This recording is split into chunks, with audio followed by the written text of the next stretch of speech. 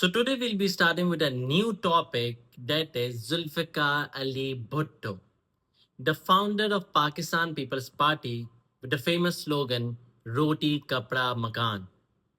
जुल्फ़िकार अली भुट्टो से पहले याया खान था, जो हमने लास्ट टॉपिक में, लास्ट वीडियो में, लास्ट लेक्चर में हमने कवर करा, इंडिकेशन ऑफ बांग्लादेश।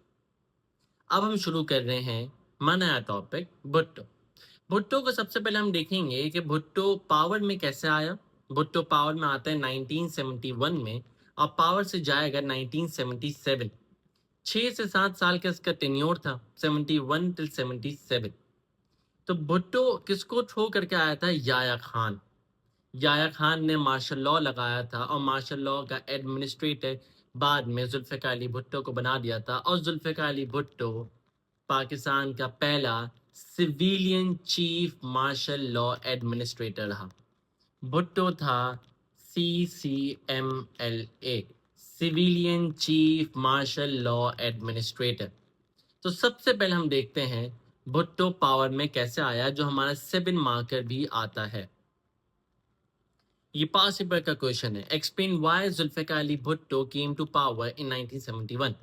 ये हमने पहले प्रीवियस लेक्चर में बहुत डिटेल में डिस्कस करा है, अभी हम सिर्फ पॉइंटर्स को उसको देखेंगे। सबसे पहला है failure of Yahya Khan to bring stability.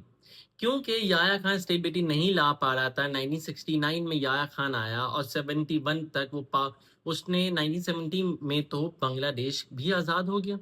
Bangladesh के साथ मसले हो रहे थे, भोला साइक्लोन हुआ, फिर बड़े ऑपरेशंस हुए। ये सारे मामलों के बाद याया खान ने जब मुल्क को तोड़ दिया, जब ईस्ट और वेस्ट पाकिस्तान अलग हो गया, वहाँ पर बांग्लादेश बन गया, और यहाँ पर जो आपका वेस्ट पाकिस्तान है, जिसका पूरा नाम हो गया फिर पाकिस्तान, जब ये मुल्क टूट गया तो स्टेबिलिटी ये नहीं ला पा रहा था, इसलिए याया खान से पावर भुट्टो पर जानी पड़ी। बांग्लादेश बन चुका था, याया खान ने रिजाइन करा और अपनी सारी पावर ट्रांसफर कर दी टू भुट्टो। सबसे पहला पैराग्राफ हमारा इसका बनेगा। दूसरा पैराग्राफ बनेगा क्योंकि वेस्ट पाकिस्तान का मोस्ट पॉपुलर लीडर था भुट्टो। भुट्टो अभी तक पाकिस्तान का one of the most popular leader है। बड़ी मेजॉरिटी थी भुट्टो के पास, आज भी भुट्टो को लोग याद रखते हैं, भुट्टो की आज भी फैन फॉलोइंग है। तो भुट्टो 1970 के इलेक्शन में वेस्ट पाकिस्तान की तरफ से मेजॉरिटी ऑफ द सीट्स जीता था, ये बात याद रखना। तो पब्लिक की चॉइस थी, इसलिए पावर में आया। फिर इसका जो स्लोगन था ना, सबसे फेमस, रोटी कपड़ा मकान, वो बड़ा पॉपुलर हुआ क्योंकि भुट्टो की एक पॉलिसी थी जिसका नाम था सोशलिज्म। ये अयूब खान की कैपिटलिस्ट पॉलिसी का काउंटर थी। कैपिटलिस्ट पॉलिसी अयूब खान की क्या कहती थी कि सिर्फ पैसा बोलता है, बस पैसा ही बोलेगा, पैसे से हर चीज होगी, सारे काम पैसे से होंगे, प्राइवेटाइज करो, लोगों को काम करने का मौका दो, वो लोग जिस तरह बिजनेस चलाना चाहें वो लोग चलाएं, गवर्नमेंट की इंटरवेंशन कम से कम होगी। पर भुट्टो ने बोला ऐसा कुछ नहीं होगा। भुट्टो ने कहा मैं सोशलिज्म लाऊंगा। सोशलिज्म का मतलब होता है कि गवर्नमेंट के पास जिम्मेदारी, गवर्नमेंट के ऊपर जिम्मेदारी है कि गवर्नमेंट हर एक बंदे का ख्याल रखेगी। गवर्नमेंट देखेगी किसको रोटी मिल रही है, जिसको नहीं मिल रही गवर्नमेंट की जिम्मेदारी है। तो रोटी कपड़ा मकान ये तीनों गवर्नमेंट की जिम्मेदारी है हर एक इंडिविजुअल को, पाकिस्तानी को देना। तो भुट्टो की ये आइडियोलॉजी थी, ये सोशलिज्म आइडियोलॉजी थी भुट्टो की, ये बात याद रखना। तो भुट्टो की जो पॉलिसी थी, जो ये स्लोगन था, ये बहुत फेमस हुआ और पाकिस्तान के जो वर्किंग क्लास थी उन्होंने भुट्टो को as a as a as a father of the nation देख लिया। कायदे आजम के बाद कहा जाता है कि 1971 के बाद अब कायदे आजम का पाकिस्तान नहीं रहा, अब इसको क्या है कहते हैं, भुट्टो का पाकिस्तान। इतना फेमस लीडर था भुट्टो। ये 7 मार्क का हमने क्वेश्चन देखा, why did Zulfikar Ali Bhutto came to power in 1971। ये 7 मार्क का पास पेपर में रिसेंटली आया, ये हो गया। फिर भुट्टो जैसे ही पावर में आया, अगर आपको याद हो ऑपरेशन सर्च लाइट, वो मुक्ति बहिनी वाले वाक्य से अगर आप रिलेट कर पाओ, तो उसमें ये हुआ था जब आपने यहाँ से 90,000 सोल्जर्स भेजे थे, आर्मी भेजी थी टू ईस्ट पाकिस्तान, मामले को सुलझाने के लिए, बांग्लादेशियों को, बांग्लादेशी तो अभी नहीं कहेंगे, ईस्ट पाकिस्तानियों को रोकने के लिए। जब वहां पर हमने 90,000 की आर्मी भेजी, वहां पे इंडिया ने उनको मजबूर कर दिया था टू सरेंडर। तो 90,000 लोगों ने सरेंडर कर दिया। जब 90,000 लोगों ने सरेंडर कर दिया तो वो तब इंडिया के पास थे। अब भुट्टो जैसे ही पावर में आया, सीसीएमएलए बना, सिविलियन चीफ मार्शल एडमिनिस्ट्रेटर बना भुट्टो, तो भुट्टो ने देखा यार 90,000 तो वहां पर बैठे हुए। तो भुट्टो ने एक अग्रीमेंट साइन करा विद इंदिरा गांधी। इंदिरा गांधी कौन? इंडिया की उस वक्त की प्राइम मिनिस्टर। उसने भुट्टो के साथ एक एग्रीमेंट साइन करा जिसको हम कहते हैं शिमला एग्रीमेंट। ये 4 मार्क्स का आपका आता है, भुट्टो की फॉरेन पॉलिसी है। भुट्टो वर्सेस इंदिरा गांधी 1972 में एक शिमला एग्रीमेंट साइन होता है। इस एग्रीमेंट के तहत ये होता है, भुट्टो कहता है कि आप हमारे 90,000 प्रिजनर्स जो है उसको रिलीज करो। इंदिरा गांधी कहती है ओके, मैं आपके जो 90,000 प्रिजनर्स हैं उनको मैं रिलीज करती हूँ।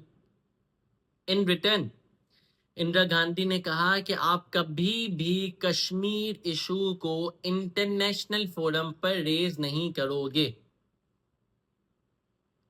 भुट्टो को कहा गया कि आप कभी भी कश्मीर इशू को इंटरनेशनल फोरम पर रेज नहीं करोगे। ये मामला हमेशा इंटरनल रहेगा, कभी भी कुछ हमला हमला हो हम इंटरनली सॉल्व करेंगे। आप इंटरनेशनल फोरम पर नहीं जाओगे, आप यूएन के पास, वर्ल्ड बैंक के पास, आप किसी के पास भी नहीं जाओगे। मसला है आप हम दोनों हल करेंगे बस। भुट्टो ने कहा ओके डन। भुट्टो ने ये इजाजत दे दी कि ठीक है मैं ये बात मानता हूँ, तो ये अग्रीमेंट साइन हो गया। और जब 90,000 प्रिजनर्स को भुट्टो ने रिलीज करवाया ना, भुट्टो की बहुत वाह वाह हो गई। भुट्टो को यहां से जो पॉपुलैरिटी का गेन मिला है वो पे किसी का हाथ नहीं आना था। क्योंकि भुट्टो ने कहा देखा, जो प्रीवियस गवर्नमेंट ने 90,000 सोल्जर्स इंडिया के पास छोड़े थे उनको मैंने रिहा कराया, उनको मैंने आजाद करवाया। तो भुट्टो की इस बात से पॉपुलैरिटी तो बड़ी गेन हो गई। भुट्टो तो आप बिल्कुल हीरो बन चुका है पाकिस्तानियों की नजर में। ये बातों को जरा आप ध्यान में रखना। ये हो गया ठीक। फिर भुट्टो का जो सबसे अब हम भुट्टो की पॉलिसीज पढ़ेंगे। अब पॉलिसीज में हम क्या क्या पढ़ेंगे? भुट्टो का कॉन्स्टिट्यूशन पढ़ेंगे, नेशनलाइजेशन पढ़ेंगे, एजुकेशन हेल्थ पढ़ेंगे, कंट्रोल ओवर आर्मी पढ़ेंगे। ये सारी चीजें हम भुट्टो की देखेंगे ठीक। तो अब हम शुरू करते हैं भुट्टो का कॉन्स्टिट्यूशन, जो सबसे इंपॉर्टेंट है। भुट्टो की सबसे बेहतरीन डोमेस्टिक पॉलिसी है वो है भुट्टो का कॉन्स्टिट्यूशन, क्योंकि वो आज तक चल रहा है। भुट्टो का जो कॉन्स्टिट्यूशन है वो आज तक इंप्लीमेंट हो रहा है। 1973 का कॉन्स्टिट्यूशन। इस कॉन्स्टिट्यूशन में क्या था? सारी पावर प्राइम मिनिस्टर के पास ट्रांसफर होगी। ये पाकिस्तान में पहली दफा हो रहा है, ये बात याद रखना, ये पाकिस्तान में पहली दफा हो रहा है कि पावर अब प्राइम मिनिस्टर के पास है।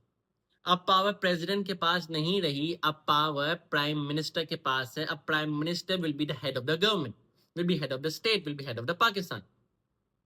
और प्रेसिडेंट को थोड़ा सा साइडलाइन करा गया, क्योंकि 1947 से 73 तक पावर हमेशा से प्रेसिडेंट के पास रही है। शुरू में गवर्नर जनरल, उसके बाद नाम चेंज हो गया तो प्रेसिडेंट। प्राइम मिनिस्टर के पास कभी भी पावर नहीं रही, तो अब प्राइम मिनिस्टर के पास पावर आई 1973 के कॉन्स्टिट्यूशन में। क्लियर है? फिर legislation would be bicameral, इसका मतलब दो हाउसेस होंगे, एक नेशनल असेंबली होगी, would be elected on the basis of population. In the senate all provinces would have equal number of seats regardless of population. ठीक है, सेनेट में equal number of seats होंगी अकॉर्डिंग प्रोविंसेस वाइज, प्रोविंसेस की equal seats होंगी। ठीक है, और national assembly में तो आप पब्लिक चूज करेगी कौन कौन बैठेगा कौन कौन नहीं बैठेगा। प्रेसिडेंट और प्राइम मिनिस्टर का दोनों का मुसलमान होना जरूरी है, मुस्लिम होना जरूरी है। पाकिस्तान का नाम चेंज कर दिया तो इस्लामिक रिपब्लिक ऑफ पाकिस्तान। अब तक पाकिस्तान में 3 कॉन्स्टिट्यूशन है। एक 56 का सिकंदर मिर्जा, जिसमें पाकिस्तान का नाम हुआ इस्लामिक रिपब्लिक ऑफ पाकिस्तान। दूसरा कॉन्स्टिट्यूशन आया अयूब खान के 1960s में, उसमें पाकिस्तान का नाम हुआ रिपब्लिक ऑफ पाकिस्तान।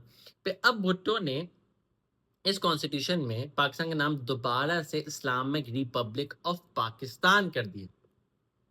बात समझ लो, पाकिस्तान नाम हो गया Islamic Republic of Pakistan. All the people of the country, including religious minorities, would enjoy full civil liberties. सारी माइनॉरिटीज को उनका हक मिलेगा, उनका राइट मिलेगा। फ्रीडम ऑफ स्पीच है, आपको रिलीजियस राइट हैं, सोशल राइट्स हैं, सारे आपको राइट्स दिए जाएंगे। The president of Pakistan would be elected indirectly all the assemblies, through all the assemblies, national assembly, senate और provincial assemblies। इनडायरेक्टली इलेक्टेड होगा प्रेसिडेंट, ये याद रखना, ठीक है। ये भुट्टो का फेमस 1973 का कॉन्स्टिट्यूशन था। आगे बढ़ते हैं।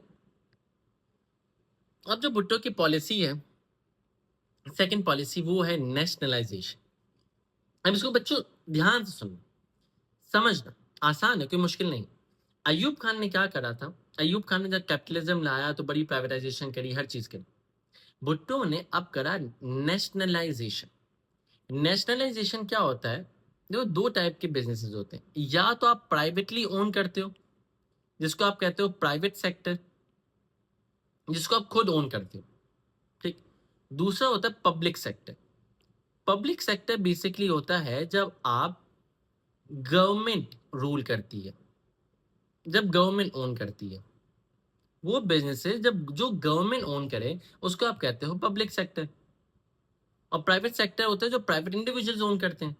तो इसमें यही हुआ, भुट्टो ने क्या करा, भुट्टो ने प्राइवेट सेक्टर की इंडस्ट्रीज को नेशनलाइज कर दिया। मतलब गवर्नमेंट ने प्राइवेट सेक्टर बिजनेसेस को खरीद लिया। गवर्नमेंट ने प्राइवेट सेक्टर बिजनेस को पैसे दिए और बोला आज से ये बिजनेस हमारा हुआ। तो गवर्नमेंट को एक बिजनेस पसंद आया, एक मिल्क पसंद आई, एक शुगर मिल पसंद आई, कोई भी चीज पसंद आई, एक स्कूल पसंद आया, XYZ स्कूल, वो प्राइवेट ओन था। गवर्नमेंट ने बोला ये लो पैसे, आज से ये स्कूल मेरा हुआ। ये करा भुट्टो ने नेशनलाइजेशन। ये भुट्टो की one of the most famous policy है, जिसकी वजह से 70 मेजर इंडस्ट्रियल यूनिट्स को भुट्टो की गवर्नमेंट ने 1970s में नेशनलाइज करा। अच्छा, अब समझते हैं भुट्टो ने क्यों करा। अब हम समझेंगे कि इससे डिसएडवांटेज क्या थे, इसके प्रॉब्लम्स क्या थे। तो भुट्टो ने ये नेशनलाइज क्यों करा, सबसे पहले तो क्या, ये आउटपुट को कंट्रोल कर सके, ये वर्किंग कंडीशंस को बेहतर कर सके, वर्कर्स की वेजेस बढ़ाए, एक वर्कर्स को एक सिक्योरिटी हो, एक जॉब सिक्योरिटी हो, तो वर्कर्स की कंडीशन को बेहतर करे। फिर क्या करा, क्योंकि अयूब खान का ना एक सबसे बड़ा ड्रॉबैक था, अयूब खान की फेमस पॉलिसी थी इंडस्ट्रियलिस्ट पॉलिसी, इंडस्ट्रियलाइजेशन। उसका सबसे बड़ा ड्रॉबैक क्या था, हमने पढ़ा था अयूब खान के दौर में। जब अयूब खान का लेक्चर देखोगे तो उसमें हमने सबसे ये बात पढ़ी थी। वो क्या थी कि अयूब खान के दौर में जो मोस्ट ऑफ द इंडस्ट्रीज थी, बैंकिंग सेक्टर थे, वो ओन करते थे ओनली 22 फैमिलीज। तो भुट्टो ने सोचा ये जो 22 फैमिलीज के पास इतनी पावर है, इतने बिजनेसेस हैं, उसको जरा हम उनसे छीने, जरा हम उनसे लें और जरा हम लोगों में वेल्थ डिस्ट्रीब्यूट करें। क्योंकि अयूब खान के दौर में इनकम इनइक्वलिटी बहुत बढ़ रही थी, अमीर अमीर होता जा रहा है और गरीब गरीब होता जा रहा है। तो अयूब खान ने ये बात सोची नहीं थी, भुट्टो ने ये बात सोची। भुट्टो ने बोला कि मैं अब इसको ठीक करूंगा, और ठीक करने के लिए भुट्टो ने ये नेशनलाइजेशन पॉलिसी निकाली कि जो 22 फैमिलीज के पास इतने सारे बिजनेसेस हैं, हम उनको जरा हाथ मारें और उनसे जरा वेल्थ निकालें, उनसे जरा पावर निकालें और जरा हम लोगों में डिस्ट्रीब्यूट करें।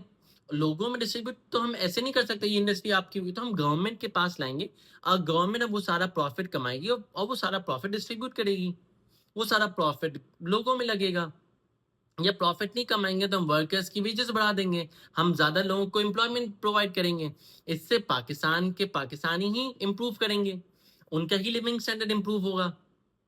तो बेसिकली इंडिविजुअल से जो वेल्थ थी वो निकालनी थी, और जो एक 22 इंडिविजुअल्स के पास जो इतने सारे बिजनेसेस थे उनको जरा कम करना था, तो बेटर डिस्ट्रीब्यूशन ऑफ वेल्थ हो, और अयूब खान की जो कैपिटलिस्ट आइडियोलॉजी थी उसका काउंटर हो।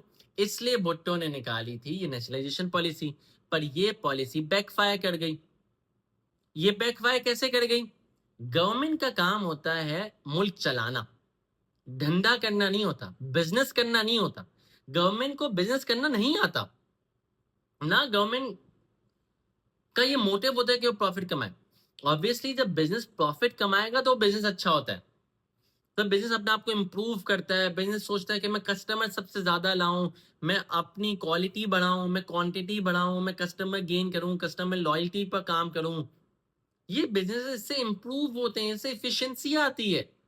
पर भुट्टो की जो गवर्नमेंट भुट्टो की गवर्नमेंट होती, किसी की भी गवर्नमेंट होती, गवर्नमेंट का काम बिजनेस चलाना नहीं है, गवर्नमेंट को बिजनेस चलाना नहीं आता।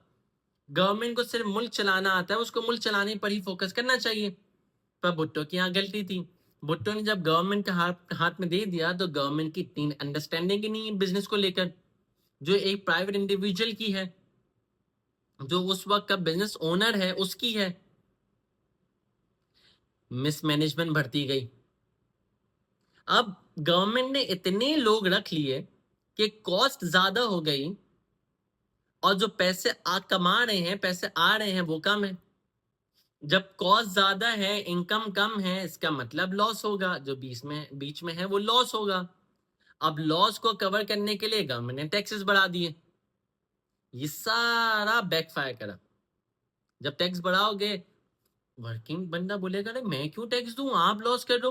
अगर लॉस कर दो तो बिजनेस बेच दो, बिजनेस बंद कर दो।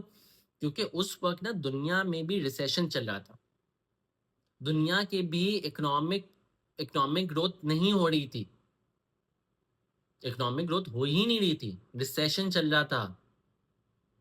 तो अब उस रिसेशन में क्या होता है, अगर प्राइवेट के पास बिजनेस होता ना, प्राइवेट बंदा क्या करता, अपने वेयर हाउस को, अपनी इंडस्ट्री को ताला मारता और घर चले आता, लॉस बियर नहीं करता। पर गवर्नमेंट की इंडस्ट्री, गवर्नमेंट का बिजनेस, गवर्नमेंट ने लॉस बियर करा, करती गई तो लॉस बढ़ते गए। ये मुश्किल है गवर्नमेंट को पेश आई।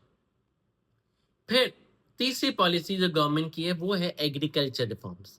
दो बातें एग्रीकल्चर रिफॉर्म्स में, एक है लैंड रिफॉर्म्स, दूसरा है सिक्योरिटी ऑफ टेन्योर। अब लैंड रिफॉर्म्स में क्या है, अयूब खान ने निकाला था 500 एकड़ इरिगेटेड मैक्सिमम रख सकते हो लैंड, और 1000 एकड़ अनइरिगेटेड मैक्सिमम लैंड रख सकते हो, उसके आगे नहीं रख सकते। अगर इससे ज्यादा है तो आप बेच दो। भुट्टो ने बोला कि अब इतनी प्रोग्रेस हो चुकी है, अब ट्यूबवेल, ट्रैक्टर, मैकेनाइजेशन, अब इतनी चीजें आ चुकी हैं कि अब ग्रोथ एक लैंड में ज्यादा होती है। तो अब कम लैंड में भी एक फार्मर गुजारा कर सकता है, एक लैंड ओनर, लैंड लॉर्ड गुजारा कर सकता है। इसलिए गवर्नमेंट ने क्या करा, भुट्टो ने क्या करा, उसको कम कर दिया, लैंड होल्डिंग को कम कर दिया। जो 500 थे उसको बेसिकली 250 कर दिया, और जो 1000 इंडिकेटेड थे उसको कर दिए 500 एकड़ इंडिकेटेड। तो भुट्टो ने कहा आप 250 एकड़ इंडिकेटेड जमीन रख सकते हो और 500 एकड़ अनइंडिकेटेड जमीन रख सकते हो, इससे ज्यादा आप नहीं रख सकते। इससे बेसिकली होगा क्या, बेटर डिस्ट्रीब्यूशन ऑफ लैंड होगी। इससे अब लोगों के पास लैंड ज्यादा से ज्यादा जाएगी, अब लोग ज्यादा से ज्यादा कमाएंगे। क्योंकि अब मेरे पास समझो 800 एकड़ जमीन है, 800 एकड़ बहुत बड़ी जमीन होती है।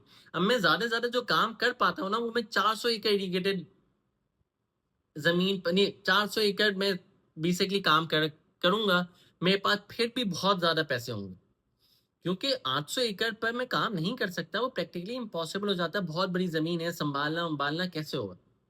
तो अगर मेरे पास 800 एकड़ अनइरिगेटेड जमीन है तो मुझे 300 तो बेचनी पड़ेगी टू एनीवन, मैं किसी को भी बेचूं। पर मैं अपने पास मैक्सिमम सिर्फ 500 रख सकता हूं, इससे ज्यादा मैं रख ही नहीं सकता।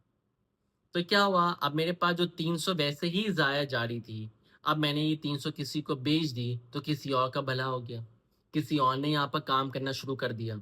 जब काम करा, उसने पैसे कमाए, उसने रोजगार दिया, उसने फूड प्रोडक्शन बढ़ाई। तो बेसिकली लैंड रिफॉर्म का मेन काम ये होता है कि लैंड होल्डिंग कम से कम हो, लोगों में बेटर डिस्ट्रीब्यूशन ऑफ लैंड हो, और फूड प्रोडक्शन बढ़े, एग्रीकल्चर की प्रोडक्शन बढ़े। मेजर काम इसका ये होता है, ये अपने जहनों में बिठा लो, ये होता है आपका लैंड रिफॉर्म जो भुट्टो ने इंट्रोड्यूस कराया। भुट्टो ने दूसरी एक छोटी चीज इंट्रोड्यूस कराई, वो है security of tenure. Security of tenure क्या होता है, पहला राइट जो होगा, अगर एक टेनेंट होता है किराएदार। अब ऑब्वियसली हर बंदे के पास जमीन नहीं है, मेरे पास समझो 800 एकड़ ही है, 800 एकड़ छोड़, अभी तो लैंड रिफॉर्म आ गया ना, तो मेरे पास 500 एकड़ जमीन है। अब 500 एकड़ जमीन को मैंने बोला कि यार मेरे तो दूसरे बिजनेसेस भी हैं, या मेरा दूसरा काम है, या मुझे एग्रीकल्चर करना ही नहीं। तो मेरे पास एक बंदा आता है एक्स, फॉर एग्जाम्पल उसका नाम है शफीक। अब मेरे पास शफीक बंदा आता है, शफीकुल्ला बंदा आता है, वो कहता है कि असलान भाई, आप ना मुझे ये अपनी जमीन दे दो, 500 एकड़ की जमीन दे दो, मैं यहाँ पे खेती बाड़ी करूंगा। मैंने बोला ठीक है, आप लो काम करो, मुझे आप इतना परसेंटेज ऑफ प्रॉफिट दे देना या परसेंटेज ऑफ क्रॉप दे देना, या मैंने कुछ से कुछ तय कर ली, मुझे कुछ एक्स अमाउंट आप मुझे दे देना। शफीक को मैंने कह दिया। अब शफीक यहाँ पे एग्रीकल्चर करता है, हर साल एग्रीकल्चर करता है, मेरी ज़मीन पर करता है, मुझे कुछ प्रॉफिट दे देता है, मुझे कुछ पैसे दे देता है। उसकी ज़मीन है, उसने वहाँ पर ट्यूबवेल भी लगा लिया, उसने वहाँ पर फर्टिलाइजर भी डाल दिया, उसने वहाँ पर बड़ी डेवलपमेंट करी। पर जब मुझे बेचने की बारी आई, मैंने किसी और इंडिविजुअल को बेच दी। पर शफीक ने तो 5-10 साल यहाँ पर काम करा, यहाँ पर मेहनत करी, और मैंने अचानक से उसको निकाल दिया, टेनिन को। इसी को रोकने के लिए, क्योंकि अब टेनिन क्या करता, अब शफीक क्या करता, शफीक की तो पूरी रोजी रोटी यही थी, उसकी पूरी फैमिली इस जमीन पर डिपेंडेंट थी, उसने बड़ा खर्चा भी करा। तो अब तो बेरोजगार हो गया, उसकी तो मैंने इनकम छीन ली, उसकी तो जो रोटी थी वो मैंने छीन ली। तो अब वो क्या करेगा? इसी को रोकने के लिए भुट्टो ने निकाला security of tenure. Security of tenure ये है कि जो पहला राइट होगा परचेज ऑफ लैंड का, वो मिलेगा टेनेंट को, जो वहां पर काम कर रहा है। अगर मुझे जमीन बेचनी होगी, सबसे पहले मैं टेनेंट को पूछूंगा कि भाई आपको जमीन खरीदनी है, मैं ये बेच रहा हूँ, इतने की बेच रहा हूँ, आप खरीद रहे हो? नहीं खरीद रहे? पक्की बात है? 100% श्योर हो? ठीक है, अब मैं दूसरे बंदे को जाके बेच सकता हूँ। सबसे पहला राइट होगा उस टेनेंट का जो वहां पर काम कर। Landowner could not sell land to a third party who might then evict the tenant. क्योंकि अगर मैंने किसी और बंदे को बेचा, वो तो टेनेंट को बोलेगा बेटा आप तो ये मेरी जमीन होगा, अब निकलो, अब तो मैं खुद काम करूंगा, या मैं आपको काम पर दे ही नहीं रहा, मैं ये खाली जमीन छोड़ दूंगा, या मैं अपने किसी दोस्त को जमीन दे दूंगा, आप यहाँ से निकलो। इसको रोकने के लिए सिक्योरिटी ऑफ टेन्योर स्कीम आई थी। ये बड़ा छोटा सा टॉपिक है, ये आपका था पूरा एग्रीकल्चर। फिर भुट्टो की एजुकेशन पॉलिसी। भुट्टो की एजुकेशन पॉलिसी क्या थी? उस वक्त जब भुट्टो पावर में आता है 1971 में, उस वक्त जो लिटरेसी रेट है वो है सिर्फ 25%। बहुत कम है। पाकिस्तान का उस वक्त लिटरेसी रेट था 25%। और 1973 के कॉन्स्टिट्यूशन में भुट्टो ने ये कह दिया था, it is the duty of government to provide free education and compulsory education. तो गवर्नमेंट की जिम्मेदारी है वो एजुकेशन फ्री करेगी, कंपल्सरी एजुकेशन। अब ये भुट्टो ने तो कह दिया था, भुट्टो तो काम करना था, तो भुट्टो ने काम करा। भुट्टो की गवर्नमेंट ने काम करा, जो इग्नोरेंस थी उसको खत्म करने की कोशिश की। भुट्टो ने कहा कि एक यूनिफॉर्म एजुकेशन होगी and around schools. Her school में हर सब्जेक्ट को सेम तरीके से पढ़ाया जाएगा। ऐसा नहीं कि पंजाब के प्रोविंस में एक अलग साइंस की बुक है, नहीं, हर जगह साइंस की बुक सेम होगी, हर चीज सेम होगी। एजुकेशन सिस्टम एक यूनिफॉर्म सिस्टम होगा, हर जगह इक्वल होगा। फिर 13% of government education budget was allocated to primary school, जो कि बहुत कम था, कि प्राइमरी स्कूल पर सिर्फ 13% गवर्नमेंट का बजट, एजुकेशन बजट एलोकेट होगा, जो कि बहुत कम है। तो इससे प्रोग्रेस तो हो ही नहीं रही। इसीलिए 5 सालों में हमारा लिटरेसी रेट सिर्फ 1% से बढ़ा। 5 सालों में हमारा लिटरेसी रेट सिर्फ 1% से बढ़ा। तो ये क्या तीर मार लिया भुट्टो की गवर्नमेंट ने, कि आपने इतना पैसा खर्च करा, इतना सब कुछ विजन बनाया, और सिर्फ 1% लिटरेसी रेट बढ़ा। इसका मतलब कुछ ना कुछ करप्शन हुई है। इसका मतलब सही तरीके से फंड्स एलोकेट नहीं हुए। इसका मतलब पॉलिसी में कुछ ना कुछ तो लोचा था ही था। और भाई रूरल लोगों को आप कैसे समझाओगे कि एजुकेशन करो? वो बोलते हैं अगर मैं अपने बच्चे को, अपना बेटा बेटी किसी को भी, अपने बच्चे को बेसिकली मैं अगर पढ़ाई के लिए भेज दिया मैंने, अगर मैं पढ़ाई के लिए भेज दिया कि चलो बेटा तू पढ़ कर आ, तो बेटा काम कौन करेगा? तो बेसिकली वो कह रहे थे कि लॉस ऑफ अर्निंग हो रही है एजुकेशन की वजह से। मैं पैसे भी दूं, अगर पैसे नहीं भी दे रहा, फ्री एजुकेशन है, उसकी भी तो कॉस्ट है। जब बच्चा ये पढ़ने जाएगा तो काम कौन करेगा? खेती बाड़ी कौन करेगा? ये मोची का काम कौन करेगा? छोटू का काम कौन करेगा? इससे तो बच्चा कमा के नहीं ला रहा, लॉस हो रहा है हमारी फैमिली का, तो मैं तो नहीं भेजूंगा पढ़ने।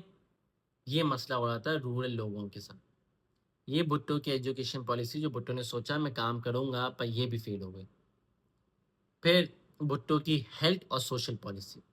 हेल्थ और सोशल पॉलिसी में क्या था, भुट्टो ने सबसे पहले निकाला बेसिक हेल्थ यूनिट।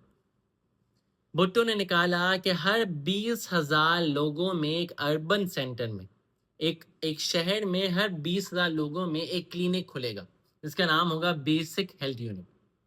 और हर 60,000 गांव के लोगों में, एक 60,000 पीपल के रेडियस में एक खुलेगा रूरल हेल्थ सेंटर।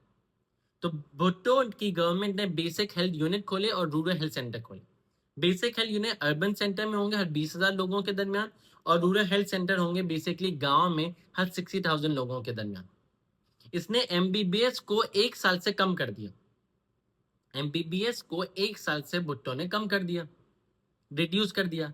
भुट्टो ने क्या सोचा कि यहाँ पर अगर मैंने एमबीबीएस को 1 साल से कम कर दिया तो ज्यादा से ज्यादा लोग एमबीबीएस बनेंगे, डॉक्टर्स बनेंगे, पढ़ेंगे, लिखेंगे और जल्दी जल्दी डॉक्टर्स निकलेंगे। अगर आपने एमबीबीएस को 1 साल से कम कर दिया, इसका मतलब ज्यादा से ज्यादा डॉक्टर्स निकलेंगे। पर भुट्टो की गवर्नमेंट ने एक और चीज लगा दी। उन्होंने कहा कि आपको एक एमबीबीएस कंप्लीट हो गया, अब 1 साल के लिए आपको कहीं पर भी काम करना पड़ेगा जहां गवर्नमेंट बोलेगी। जहां गवर्नमेंट बोलेगी वहां पर आपको 1 साल के लिए काम करना है। और गवर्नमेंट अक्सर पता है कहाँ कहती थी, गांव में जाके काम करो, जाओ रूरल एरिया में जाके काम करो। बंदा कह रहा है मैं इतनी महंगी पढ़ाई करूं, इतनी मेहनत से पढ़ाई करूं, और फिर मैं अब गांव में जाके काम करूं। बोले ये तो अनएक्सेप्टेबल। तो लोगों ने एमबीबीएस ही छोड़ दी, डॉक्टर्स की कमी होना शुरू हो गई। भुट्टो कोई भी काम करने जा रहा है वो बैक फायर ही कर रहा है, वो काम सही नहीं हो रहा। फिर क्या हुआ, भुट्टो ने बोला कि अब जो मेडिसिन है उस पर जो ब्रांड का लेबल लगा होता है वो ब्रांड का लेबल नहीं लगा होगा, सिर्फ दवाई का नाम होगा और वो बिकेगी। तो ब्रांड का लेबल नहीं होगा। अब ब्रांड का जब लेबल नहीं होगा तो आप एक प्रीमियम चार्ज नहीं कर सकते, क्योंकि अगर जो एक फेमस ब्रांड है, फॉर एग्जांपल एक दवाई का ब्रांड है, फॉर एग्जांपल जीएसके या मार्टिन मार्टिन डाउ। अब ये जो ब्रांड है इनकी, ये बेसिकली फेमस है, बड़ा इनकी रेपुटेशन है, तो रेपुटेशन की वजह से ये एक प्रीमियम चार्ज करते हैं। अब ये कंपनियां प्रीमियम चार्ज नहीं करेंगी, जब प्रीमियम चार्ज नहीं करेंगे तो इनका प्रॉफिट कम हो गया। जब प्रॉफिट कम हो गया तो इनको देखा क्या यहाँ पर ज्यादा प्रॉफिट है नहीं, पाकिस्तान में काम करने का फायदा ही नहीं है, तो छोड़ दो, काम ही नहीं करते, जस्ट लीव इट। उन्होंने अपनी इंडस्ट्री बंद करी, ताला मारा और चले गए भाई। उन्होंने कहा जब पैसा नहीं बच रहा तो काम क्यों करें, दवाइयां क्यों बनाएं। दवाई कम बनाने वाली कंपनी भी तो पैसे के पीछे होती है, वो भी प्रॉफिट मेकिंग बिजनेस है। तो उन्होंने कहा जब हमें प्रॉफिट नहीं मिल रहा तो हम दवाई नहीं बनाएंगे, छोड़ दो, जस्ट लीव इट।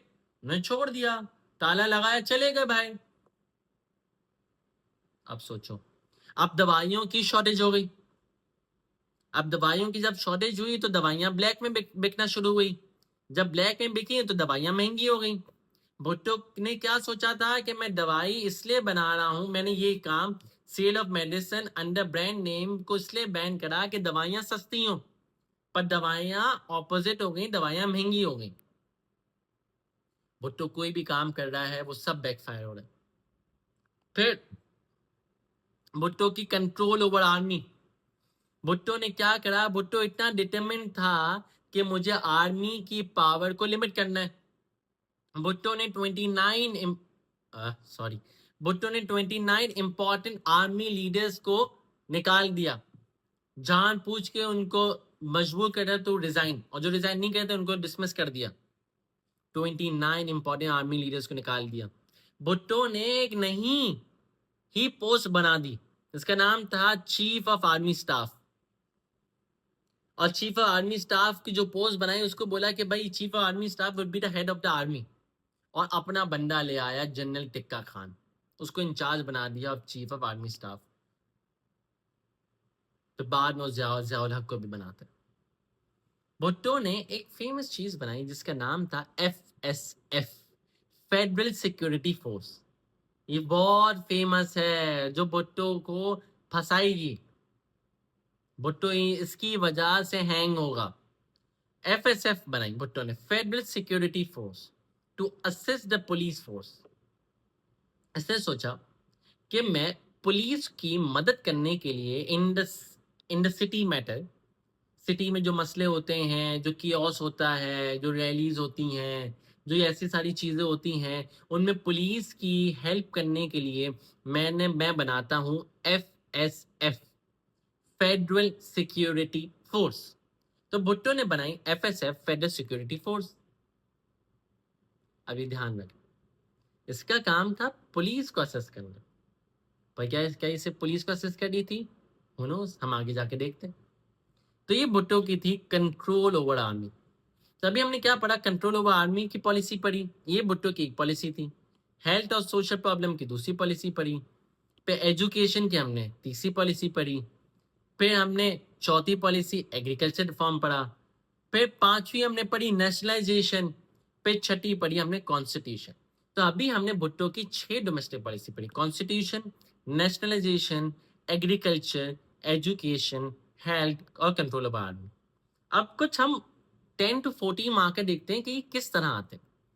एक सवाल लिखो, Zulfikar Ali Bhutto's health reform were more significant than his constitution reforms for the people of Pakistan between 1971 and 1977। तो ये रिसेंटली पास पेपर में आया 10 मार्कर, मतलब 10 मार्कर मतलब कंपलसरी में आया। तो कह रहा है कि भुट्टो का हेल्थ रिफॉर्म ज्यादा सिग्निफिकेंट था देन हिज कॉन्स्टिट्यूशन रिफॉर्म। इसका मतलब हम भुट्टो के कोई भी और रिफॉर्म के बारे में बात नहीं करेंगे, सिर्फ हेल्थ रिफॉर्म के बारे में बात करेंगे और कॉन्स्टिट्यूशन रिफॉर्म के बारे में बात करेंगे। बस सिर्फ ये दो चीजों के बारे में बात करेंगे। तो हमने पढ़ लिया, ये भुट्टो का हेल्थ रिफॉर्म था। कहाँ गया? ये रहा, ये हेल्थ रिफॉर्म के बारे में लिख दोगे। और भुट्टो का ये रहा कॉन्स्टिट्यूशन, कॉन्स्टिट्यूशन के बारे में लिख दोगे। तो ये भुट्टो की 2 डोमेस्टिक पॉलिसी डिस्कस होंगी। फिर क्या है? assess the effectiveness of the domestic policies introduced by Zulfikar Ali Bhutto between 1971 and 1977। तो बोलना है भुट्टो की डोमेस्टिक पॉलिसीज को जरा बताओ कि क्या सक्सेस थी, क्या फेलियर्स था। इनकी जरा अफेक्टिवनेस पर जरा बात करो, अफेक्टिवनेस को असेस करो। तो भुट्टो की सारी डोमेस्टिक पॉलिसी लिख दो। ऑब्वियसली ये 14 मार्कर का है, इसका मतलब सब नहीं लिखो, कोई सी भी 4 लिख दो, कोई सी भी 4 डिफाइन कर दो, एक्सप्लेन कर दो, डेवलप कर दो। 4 के सक्सेस बता दो, 4 के फेलियर्स बता दो। इंडिविजुअल डिस्कस कर लो, वो आपकी मर्जी है। आपने P1 पर आपने लिख दिया, P1 पर आपने लिख दिया हेल्थ, P2 पर आपने लिख दिया कॉन्स्टिट्यूशन,